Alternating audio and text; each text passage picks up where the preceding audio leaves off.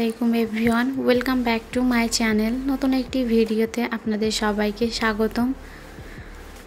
আশা করছি আমার আজকের ভিডিওটি আপনাদের কাছে অবশ্যই ভালো লাগবে। তাসনুভাকে আজকে আবার নতুন একটা ড্রেসে সাজুগুজু করা অবস্থায় দেখতে পারছেন। ঈদ তো শেষ হয়েই গেল, এই ঈদের আনন্দ করছিলাম, এর মাঝে ঈদ চলে আসলো, আবার এর মাঝেই ঈদ আমাদের কাছ থেকে বিদায় নিয়ে চলে গেল। আসলে আসবে আসবে করা জিনিসটাই সত্যি খুব ভালো লাগে, এসে চলে গেলে যেন আরও বেশি খারাপ লাগে। যাই হোক, শেষ হয়ে গেছে, তাতে কোনো মন খারাপ নেই, কারণ সামনে আরও একটি ঈদ রয়েছে। সামনের ঈদে আমরা আরও মজা করব ইনশাআল্লাহ। সবাই সবার জন্য অবশ্যই দোয়া রাখবেন। ছোট পাখিকে নিয়ে আজকে আমরা এক জায়গায় একটু বেড়াতে যাচ্ছি, সেটা হচ্ছে সিক্রেট, আমি এই চ্যানেলে বলতে চাই না কি বিষয় বা কি দিয়ে কোথায় যাচ্ছি না যাচ্ছি। আপনারা যদি এই বিষয়ে জানতে চান তাহলে আপনারা অবশ্যই আমার চ্যানেল SR রাবেয়া থেকে ঘুরে আসবেন, ওইখানে ডিটেলস সব কিছু দেওয়া আছে। আগে পরে অনেক কয়টা ভিডিও এই বিষয় নিয়ে বানানো হচ্ছে আমার, তো আপনারা অবশ্যই আমার চ্যানেল থেকে ঘুরে আসবেন। এটা যেহেতু বাচ্চা রিলেটেড একটা চ্যানেল, তো আমি এইখানে শুধুমাত্র বাচ্চাদের কথাই বলে থাকি আর বাচ্চাদের ভিডিওই দিয়ে থাকি।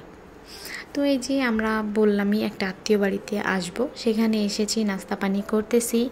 তবে তাসনুভাকে নিয়ে যখন আমি কোথাও যাই আর ও শুধুমাত্র আমার দায়িত্বেই থাকে, তখন আসলে কোথাও যে আমি অতটা আনন্দ বা খাওয়া দাওয়া করতে পারি না, কারণ ও সম্পূর্ণটাই আমার দায়িত্বের উপর থাকে। যে বাড়িতে ঘুরতে এসেছিলাম সেখানেই তাদের ছাদটাও একটু ঘুরে ঘুরে দেখছিলাম। মাশাআল্লাহ, অনেক সুন্দর করে তাদের ছাদটা তারা সাজিয়েছে।